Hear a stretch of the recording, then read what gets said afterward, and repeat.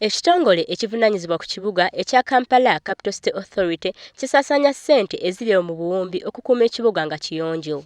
Wano ekitongole kya Lake Victoria Environment Management Project Phase 2 wansi w'ekitongole ekivunaanyizibwa ku mazzi n'obutonde bw'ensi bwe kiviiriddeyo ne kiweeyo emmotoka bya kasasiro 6 okwanguyiza ku kitongole kya KCCA omulimu gw'okulongoosa ekibuga. Omukolo guno gukulembeddwamu minisita w'ekitongole ekyo Ephraim Kamuntu. Contamination must be controlled. Kyetwadde equipment zino okulaba nti KCCA kubanga KCCA etulazie it has shown the whole country in the capacity and the commitment around city yaffe is a source of pride. Nankulu w'ekibuga Kampala Jennifer Simakula Musisi asiimye nnyo ekitongole kino okubadduukira bw'atyo neeyama okukozesa obulungi emmotoka ebaweereddwa okukuuma ekibuga nga kiyonjo.